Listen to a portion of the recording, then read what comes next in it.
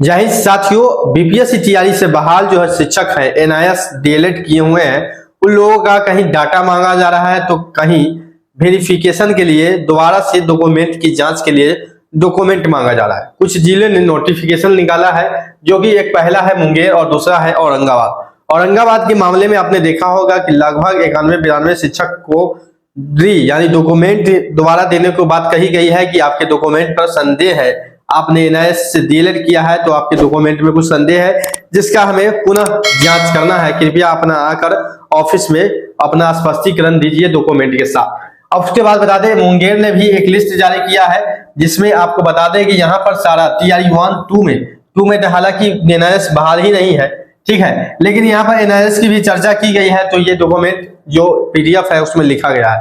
तो क्या है ये एनआईएस का मामला, आपको हम बता देते हैं। यहाँ पर साफ लिखा गया है, प्रखंड शिक्षा पदाधिकारी तेतिया बम्पर मुंगेर का है, और यहाँ पर जो भी शिक्षक है जो डीएलएड कहाँ से किए हुए हैं वो डाटा मांगा जा रहा है, चाहे वो रेगुलर बेस में भी है तो दोनों डाटा मांगा जा रहा है। यहाँ पर कोई भी क्लियरिफिकेशन नहीं है कि एनआईएस से है तो आपका डाटा मांगा जा रहा है।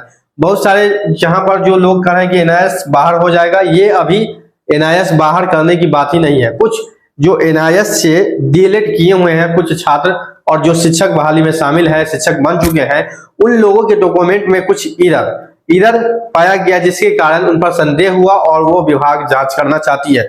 सभी एनआईएस पूरे बिहार में जो भी शिक्षक बने उन पर नहीं है। कुछ औरंगाबाद के मामले में आपने देखा होगा जो कि बहुत सारे लेटर है, 91-92 के आसपास है, कुल शिक्षक पर जो है वो आपत्ति है, उनको दोबारा से डॉक्यूमेंट जमा करने के लिए कहा गया है कि आप आकर वहां डॉक्यूमेंट जमा कीजिए और अपना क्लियरिफिकेशन दीजिए कि कैसे कैसे आपने किया है। इन पर 4 डॉक्यूमेंट का भी मांग किया गया है। ये चारों डॉक्यूमेंट नामांकन हेतु प्रमाण पत्र, नामांकन कार्य अनुभव, तो सारा कुछ बताएंगे। आपको एक चीज और बताएंगे कि डीएलएड में एडमिशन लेने वक्त जब एनआईएस डीएलएड आया, ठीक है, एनआईएस जब डीएलएड आया उस समय क्या आवश्यकता था कि आप डीएलएड कोर्स में एडमिशन कर सकते थे। एनआईएस के डीएलएड में एडमिशन लेने के लिए आपको कौन सा डिग्री की अवेलेबल यानी कि आपके पास था तो आप इस डिग्री को कर सकते थे एनआईएस। हालांकि ये 18 मंथ का कोर्स निकाला गया था और 18 मंथ इसलिए निकाला गया था क्योंकि बिहार ही नहीं पूरे भारत के अंदर बहुत सारे ऐसे शिक्षक थे जो कि ट्रेंड नहीं थे, तो उन लोगों को ट्रेंड करने के लिए एक कोर्स निकाला गया जिसका नाम दिया गया है एनआईएस डीएलएड। और ये NIS national institute of open school के द्वारा जो है ये चलाया गया, इस बोर्ड के द्वारा इसको निकाला गया। ये आपको संसद में पास है, बिल पास है, ठीक है। और आपको 18 महीना का कोर्स का नाम दिया गया, उसमें 6 महीना को हटाया गया था। हालांकि ये शौक से नहीं हटाया गया था, इसको समय का ड्यूरेशन ही इतना था कि उसमें 18 महीने का ही कोर्स हो रहा। उस समय इसको पास किया गया था ना, 18 महीना का कोर्स कराया जाए, 6 महीने का इंटर्नशिप, ठीक है, मामला वहां पर खत्म। उसके बाद है कि ये कोर्स किसके लिए बना था, तो ये इन सर्विस कोर्स था। इन सर्विस यानी जो लोग पहले से पढ़ा रहे हैं किसी सरकारी स्कूलों में, उन लोगों के लिए बना था। 2 विज्ञप्ति जारी हुआ था। पहले तो बना था कि भाई पहले जो 2 सालों से किसी सरकारी स्कूल में पढ़ा रहे हैं उन लोग कर सकते हैं। फिर दोबारा में उस विज्ञप्ति को संशोधन किया गया और बाद में निकाला गया कि जो लोग भी अनट्रेंड है, कहीं सरकारी या गैर सरकारी विद्यालय में पढ़ा रहे हैं, तो वो लोग इस कोर्स को कर सकते हैं, ठीक है, इस कोर्स को कर सकते हैं। कब तक कर सकते हैं तो आपको बता दें, ये कोर्स 2017 में मतलब कि रिलीज किया गया। 17-19 सेशन भी है डीएलएड का, आप लोग जानते भी होंगे 17-19 सेशन है डीएलएड का, ठीक है। तो 2017 से पहले जो लोग भी किसी स्कूल में कार्य कर रहे हैं, शिक्षक पद पर कार्य कर रहे हैं, पढ़ा रहे हैं, वो लोग इस कोर्स को कर सकते थे, इसमें कहीं से कोई संदेह नहीं। लेकिन पहले जो इससे पहले लेटर जारी किया गया था उसमें लिखा गया था कि आपके पास 2 सालों का एक्सपीरियंस यानी अनुभव होना चाहिए किसी विद्यालय में पढ़ाते हुए, ठीक है। तो एक चीज जो अभी इधर आपको आया है, क्या इधर आया बता देते हैं।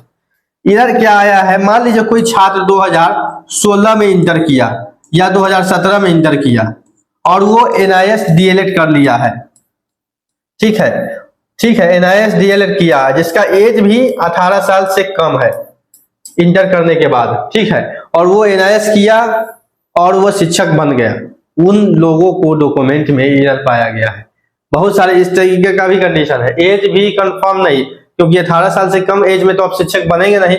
इंटर किया, 16 साल एज था, उसी साल एनआईएस में एडमिशन ले लिया, वहां पर तो आनंद फानन किया गया था काम, जैसे तैसे किया गया, उसमें गाइडलाइंस को भी पूरी तरीके से फॉलो नहीं किया गया था और वो किया गया, जिसके कारण आज उनका डॉक्यूमेंट में जब डॉक्यूमेंट को चेक किया गया तो किया गया। हालांकि ये औरंगाबाद में ही नहीं होगा, ये बिहार के सभी जिलों में ऐसे कैंडिडेटों की संख्या होगी जिनका एज भी कंफर्म, यानी एज भी 18 साल नहीं पूरा, इंटर किए और डायरेक्ट NIS DLED कर लिए।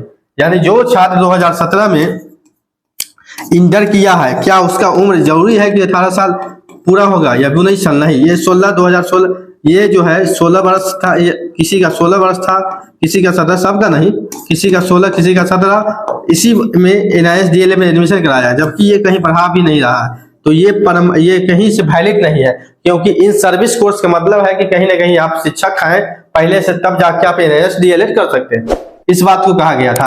तो इन लोगों पर पूरा संदेह है, इन लोगों का जो डॉक्यूमेंट देखा गया है, जो कुछ छात्र जो शिक्षक बन चुके हैं उन लोगों पर पूरा संदेह है, इसलिए कहा जा रहा है कि आप अनुभव प्रमाण पत्र लाइए और आपने कैसे एडमिशन लिया, ये सारा प्रक्रिया को हमको बताइए और डॉक्यूमेंट, जो 4 डॉक्यूमेंट मांगा जा रहा है उनको देना है, न कि NIS को इनवैलिड किया गया है। इस चीज को आप लोग समझिए, NIS इनवैलिड नहीं है। हाँ, बिहार के विभिन्न जिलों में कुछ NIS के ऐसे छात्र हैं जिनके द्वारा कुछ गलत ढंग से NIS DLED को किया गया, जिसको विभाग के डॉक्यूमेंट वेरिफिकेशन में संदेह हुआ, तो विभाग ने अपना नोटिफिकेशन निकाला कि भाई जो भी उक्त व्यक्ति है अपना डॉक्यूमेंट लेकर आइए और जो भी प्रमाण पत्र उससे रिलेटेड है वो भी दिखाना है, क्योंकि NIS DLED करने से पहले तो एक नोटिफिकेशन निकाला गया था जो हम आपको दिखा रहे हैं कि 2017 से पहले जो भी छात्र इन सर्विस में थे, सर्विस में पढ़ा रहे थे, उन लोगों को NIS DLED करना है। ठीक है, इन सर्विस कोर्स ही था, या देखेंगे DLED course NIS of training under 10 in service teacher, यहाँ पर साफ लिखा गया है in service teacher, fresh teacher तो नहीं, फ्रेश स्टूडेंट को भी नहीं करना था। तो इस चीज को समझने की कोशिश कीजिए। ठीक है, NIS कोई भी इनवैलिड नहीं कराया गया है। आगे आपको चलते हैं, पूरा कुछ लिखा गया है, आपको शिक्षक बनने का जो क्वालिफिकेशन है इसमें भी दर्शाया गया है। एलिमेंट्री यानी प्राथमिक में शिक्षक बनने के लिए आपके पास इंटरमीडिएट में 50% अंक होना चाहिए, 2 ईयर डिप्लोमा एलिमेंट्री कोर्स होना चाहिए, चाहे आप स्पेशल एजुकेशन से किए हों या आप स्पेशल या जनरल एजुकेशन से, दोनों से कर सकते। उस साल BEd भी वैलिड था, आपको बता दें BEd को भी वैलिड किया गया था। अपर प्राइमरी में बनने के लिए आपको पता ही है ग्रेजुएशन के साथ BEd हो या DLED हो। ठीक है, DLED की बारी के बाद बता दें, सभी कुछ जो गाइडलाइन लिखा गया है, जो मुख्य चीज है वो हमने बता ही दिया है NIS DLED से जुड़ा हुआ। यहाँ पर देखेंगे डेट ऑफ रजिस्ट्रेशन जो था 15 सितंबर 2017 था। ठीक है, सेशन लेट था इसलिए 18 महीना पुराया गया और 2019 के अप्रैल की जून में समय दिया था लास्ट, उससे पहले जो है आपका रिजल्ट भी जारी किया गया था। ठीक है, तो सारा कुछ यहाँ देखेंगे मार्च 2019 तक था, या देखिए मार्च 2019 में ही कंप्लीट करना था। सारा कुछ गाइडलाइंस है दिया हुआ। BEd वाले को BEd जो है ब्रिज कोर्स में इंस्ट्रक्शन भी follow 6 month bridge course 1 to 5 special education programming, ये BEd वाले के लिए है। ठीक है, शिक्षक बनने के लिए जो 6 महीने का ब्रिज कोर्स करना होता है। तो सारा कुछ आप लोग समझे हैं। तो NIS के कहीं से कोई भी खतरा जो है वो नहीं है। ठीक है, NIS DLED का जो है वो खतरा नहीं है। ये डेट लिखा गया था DLED में जब रजिस्ट्रेशन चल रहा था तब का है, ये नोटिफिकेशन है। NIS DLED के एडमिशन से पहले जो नोटिफिकेशन आया था वही था। ठीक है, एडमिशन लेने से पहले जो गाइडलाइंस है वो गाइडलाइंस को जारी किया गया था। Untrained teacher in working school in service course है, ये पहले भी बता दें। इन सर्विस कोर्स को लेकर ही जो है सुप्रीम कोर्ट में कुछ फैसला आया था। ठीक है साथियों, तो आप लोग क्लियर हो चुके होंगे कि NIS के ऊपर कोई भी खतरा नहीं है। हाँ, बिहार के अंदर बहुत सारे ऐसे शिक्षक हैं जो NIS में नामांकन गलत तरीके से कराए हैं, उन लोगों को खतरा है। उन लोगों को डॉक्यूमेंट चेक होगा और उन लोगों को गलत पाया जाता है तो कार्रवाई होगी। आप लोगों को घबराने की कोई भी आवश्यकता नहीं है। अधिक जानकारी के लिए मेरे चैनल नौकरी इंडिया के साथ बने रहें। चैनल को सब्सक्राइब, वीडियो को शेयर जरूर कर देंगे।